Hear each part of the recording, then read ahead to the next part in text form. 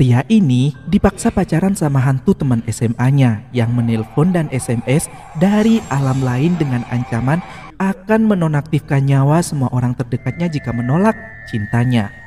Hai sahabat Artivism di pecinta movie, jangan lupa klik tombol subscribe dan aktifkan lonceng notifikasinya ya, biar gak ketinggalan updatean video terbaru dari kita.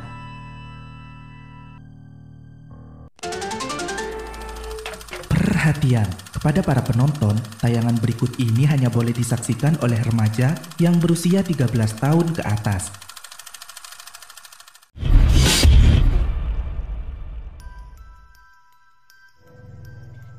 Suatu malam, di sebuah kontrakan mahasiswa, ada sosok wanita menyeramkan berjubah putih lusuh dengan kulit hitam berkoreng yang berjalan secara perlahan, mendatangi seorang pria bernama Erwin yang sedang belajar. Tiba-tiba, Erwin mendapat SMS dari nomor tak dikenal yang menanyakan kabarnya. Lalu muncullah pocong yang ternyata adalah teman satu kontrakannya, yaitu si bule yang mencoba menakut-nakuti Erwin. Saat mereka bercanda gurau ketawa ketiwi nih, muncullah Kunti asli di belakang mereka yang menggetok kepala mereka berdua.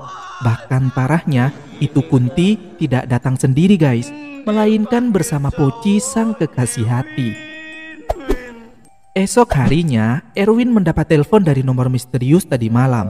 Tapi Erwin hanya mendengar saja. Erwin pun yakin jika itu pasti ulah si bule yang mau mengerjainya, karena dia orangnya memang suka iseng. Tapi tiba-tiba Erwin kembali mendapat pesan jika dia bukan bule, melainkan teman lamanya Erwin.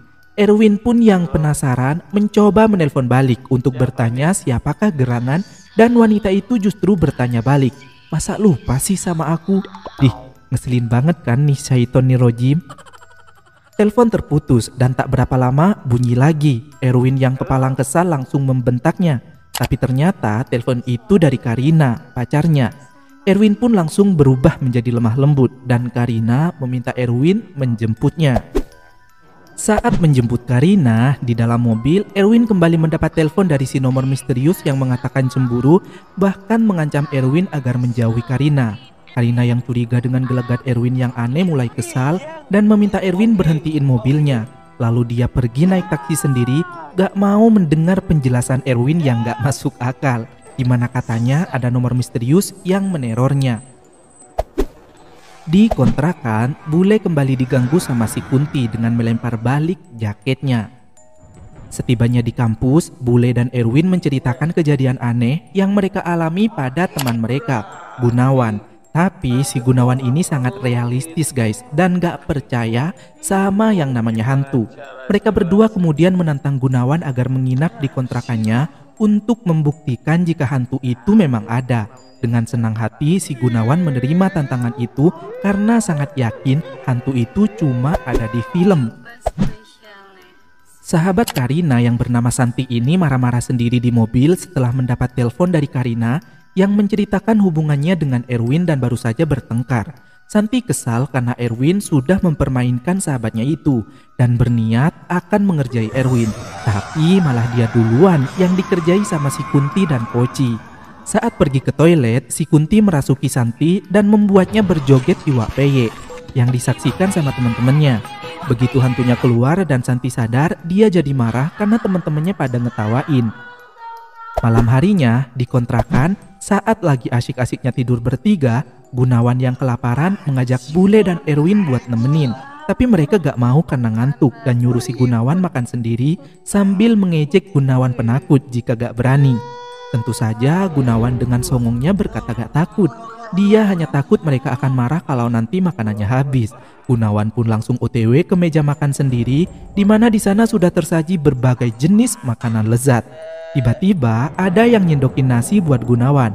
Dia kira itu si bule. Tapi setelah melihat tangannya hitam berbopeng-bopeng, akhirnya Gunawan lari ketakutan masuk lagi ke dalam kamar. Erwin dan bule pun mengejeknya. Tapi si Gunawan tetap mencoba positif jika itu pasti hanya halusinasi aja. Pagi harinya ketika si bule mandi, lagi-lagi datanglah tuh si Kunti yang membantu nyikatin gigi bule dengan tangannya yang hitam kayak arang itu. Sementara di kampus, Erwin dan Gunawan mencoba menjelaskan apa yang dialami Erwin belakangan ini pada Karina. Tapi Karina masih tetap gak percaya. Karena Erwin terlalu memaksa, akhirnya Karina menampar Erwin. Bule yang lagi buang air di toilet lagi-lagi malah ditemani Poci yang ngeliatin pisangnya. Saat si bule ini teriak ketakutan, temen-temennya malah ngira bule lagi hot dan Erwin masih terus mengejar Karina karena mau mencoba ngejelasin. Santi datang dan justru mengejek dan menghina Erwin balik. Karina pun mengajak Santi pergi dan berkata gak perlu peduliin Erwin. Bule datang dan ngajakin Erwin pulang, tapi Erwin yang lagi kesal membentak sahabatnya itu. Di dalam mobil, Santi menasehati Karina jika Erwin memang sudah playboy sejak SMA. Erwin sendiri kembali mendapat telepon dari nomor misterius itu yang mengancam Karina harus metong karena sudah membuat Erwin sedih. Erwin pun segera menelpon Karina, tapi Santi menyarankan agar Karina gak mengangkat telepon dari Erwin dan berjanji akan mengenalkan cowok baru yang lebih keren dari Erwin. Dan tiba-tiba saja mereka melihat ada orang yang berdiri di tengah jalan hingga Santi terpaksa banting setir dan mobilnya nabrak pohon. Di tempat lain, Bule masih kesal dengan ucapan Erwin tadi yang nyakitin banget. Dan dia juga bicara sendiri tentang hantu yang selalu muncul belakangan ini. Kemudian, Bule dapat telepon dari Erwin yang mengabarkan tentang kecelekoan Karina. Bule langsung meminta antar pada mas-mas yang duduk di atas motor. Padahal mas-mas itu bukan tukang ojek. Dia lagi nungguin istrinya yang kayak gorila. Dokter berkata jika Santi sudah gak dapat diselamatkan lagi karena lukanya sangat parah. Sementara si Karina masih selamat. Saat menceritakan ancaman yang Erwin dapat sebelum kejadian memilukan menimpa Santi, Gunawan tetap dengan pendiriannya jika itu cuma kebetulan aja. Lagian, mana mungkin hantu bisa teleponan, SMS-an. Emangnya di alam sana ada konter? Setelah pemakaman Santi, Erwin pergi ke rumah sakit dan menenangkan Karina yang merasa bersalah atas kemetongan Santi. Erwin mengatakan jika itu bukan salahnya, dan Erwin juga menjelaskan jika dirinya gak pernah selingkuh dari Karina karena dia benar-benar diteror oleh orang iseng yang gak tahu siapa. Saat mereka heran sebenarnya siapa orang itu, tiba-tiba pintu digebrak. Erwin pun berlari mengejar sosok bayangan itu, lalu mendapat telepon lagi jika Erwin selalu menyakiti hatinya. Wanita itu meminta Erwin menjauhi Karina atau jika tidak, maka Karina harus metong. Sosok kuntilanak mendatangi Karina dan Karina pun teriak ketakutan. Erwin lalu segera datang menenangkannya. Gak berapa lama, Erwin kembali curhat sama Gunawan dan Bule. Gunawan tetap gak percaya dan sangat yakin jika yang meneror Erwin pasti seorang cowok yang juga suka sama Karina dan ingin merebutnya dari tangan si Erwin, sehingga dia mengganggu hubungan mereka.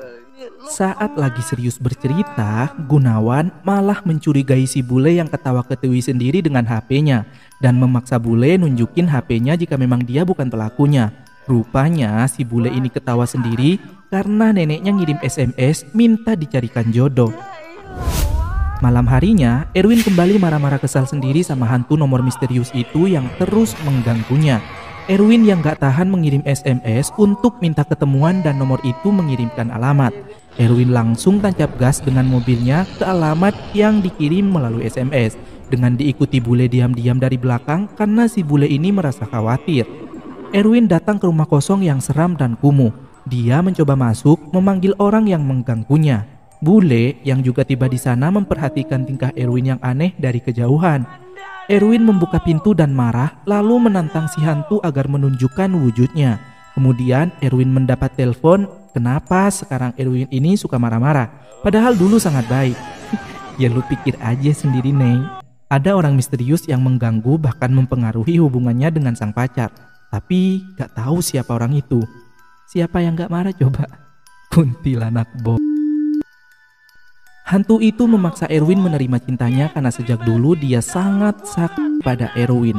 Jika Erwin menolak cintanya, maka si hantu memastikan Karina bakal metong malam ini juga. Benar saja, si Karina didatangi sama sosok Kunti berbopeng. Erwin yang khawatir dan cemas akhirnya terpaksa menerima cinta si hantu itu yang gak tahu siapa. Dan Karina gak jadi dibun. Si hantu pun berterima kasih dan mulai malam ini dia berjanji akan menghabisi nyawa siapapun yang berani mendekati Erwin. Karina yang ketakutan mencoba menelpon Erwin untuk meminta ditemenin, tapi si Erwin menolak karena sudah janji sama si hantu. Erwin langsung buru-buru pergi dari rumah menyeramkan itu, sementara si bule yang sejak tadi bersembunyi juga akan pergi ngikutin Erwin, tapi malah dicegat sama pocong yang mau ikut. Dengan jiwa balapnya, si bule akhirnya berhasil nyingkirin itu pocong hingga jatuh berguling dari motor.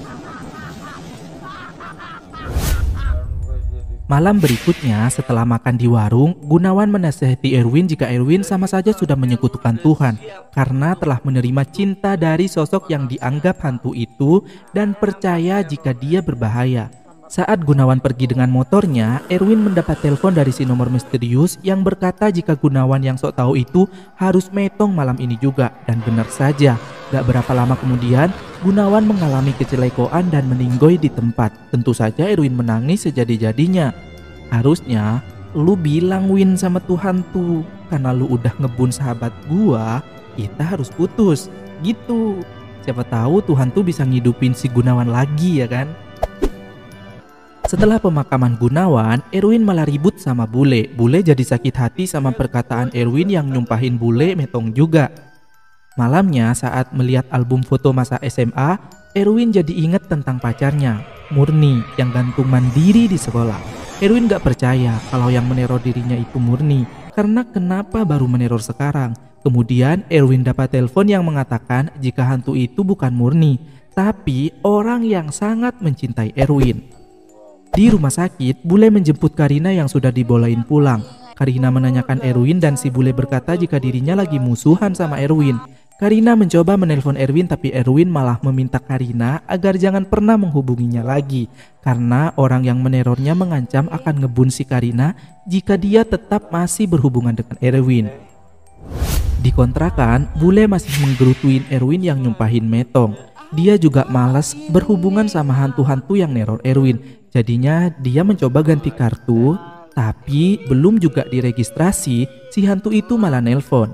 Bule mencoba ngangkat dan si hantu nyuruh bule supaya memberitahu Erwin jika Erwin harus ngejauhi si Karina. Hantu itu memaksa bule menemui Erwin segera untuk nyampein pesan yang gak penting itu. Erwin sendiri rupanya pergi ke rumah guru masa SMA-nya dan menanyakan tentang kelanjutan kasus Murni yang ditemukan gantung mandiri. Guru itu menjelaskan jika menurut keterangan Mang Kamis, penjaga sekolah, Murni tidak dirbun, melainkan ada yang ngebun. Karena malam itu, Mang Kamis melihat sekelibat orang keluar dari gudang lewat jendela belakang menuju ke belakang sekolah. Mang Kamis yakin jika orang itu pasti yang sudah ngurung dan ngebun si Murni. Tapi sampai sekarang Mang Kamis belum tahu siapa orang misterius itu. Bule menghentikan motornya di tengah jalan karena dia gak tahu harus mencari Erwin kemana. Kemudian Bule mencoba menelpon Erwin dan menyampaikan pesan dari si hantu. Tentu saja si bule ini jadi kesal karena Erwin rupanya sudah tahu sebab si hantu sebelumnya juga sudah memberitahu Erwin. Lah kalau gitu Tuhan tuh iseng juga ya ngerjain si bule. Akhirnya ketika si Mbak Kun ini datang, bule melakukan hal yang sama seperti pocong terhadap Mbak Kunti itu. Namun karena Mbak Kunti bisa berpegangan, bule melepas pegangannya dulu sebelum tancap gas dan si Mbak Kunti jatuh. Makanya jangan iseng Kunti. Malam harinya saat tidur, Erwin dirasuki sosok tak kasat mata yang menunjukkan jika waktu SMA, Murni dilabrak oleh Sri, anak dari penjaga kantin. Dan mereka sempat berseteru untuk memperebutkan Erwin. Murni menghina Sri habis-habisan, bahkan mengatakan gak pantas dengan Erwin karena dia cuma anak dari penjaga kantin, sementara Erwin anak orang kaya. Jadi Sri gak selevel dong sama Erwin. Perkataan Murni membuat Sri sakit hati, makanya sepulang sekolah, Sri menyekap Murni dan malamnya menghabisinya di gudang belakang sekolah, kemudian membuat seolah-olah Murni gantung mandiri. Saat terbangun, Erwin begitu terkejut, lalu mendapat pesan yang mengatakan jika memang Sri lah yang sudah meneror Erwin selama ini. Erwin juga ingat waktu dirinya pertama kali melihat Sri saat makan di kantin. Erwin jadi takut dan menggedor-gedor pintu kamar bule. Esok harinya, Erwin mendatangi rumah Sri. Ibunya Sri berkata jika Sri sangat mencintai Erwin namun dia hanya bisa memendam perasaannya sendiri karena status sosial mereka yang beda jauh. Ibu dan bapaknya selalu memperingati dan menasihati Sri, tapi mereka gak tahu jika perasaan Sri terhadap Erwin sangat dalam hingga nekat dirbun karena gak sanggup memendam cintanya. Ibunya lalu menunjukkan kamar Sri dan Erwin terkejut melihat ada foto dirinya. Kemudian berhalusinasi bagaimana Sri direbun di kamarnya dengan meminum racun. Kemudian Erwin dapat pesan dari Sri jika Erwin adalah miliknya dan harus berada di sampingnya. Erwin yang sangat ketakutan langsung buru-buru pergi dan ngebut dengan mobilnya. Karina mencoba menelpon Erwin tapi Erwin gak ngangkat HP-nya karena takut itu telepon dari hantunya Sri. Erwin yang masih ketakutan terus ngebut sampai akhirnya melihat wanita berdiri di tengah jalan dan Erwin banting setir hingga mobilnya nabrak pohon. Bule yang melihatnya jadi nangis histeris saat mengetahui Erwin sudah meninggoy dan arwahnya pergi bersama arwahnya Sri. Sebelum itu sempat mengajak bule untuk ikut. Tentu saja si bule gak mau metong dong dan menyuruh Erwin pergi duluan ke alam baka. Arwah mereka berdua akhirnya pergi setelah ciuman. Dan bule teriak histeris karena sudah kehilangan sahabatnya. Ntar siapa dong yang membayar kontrakan? Tamat.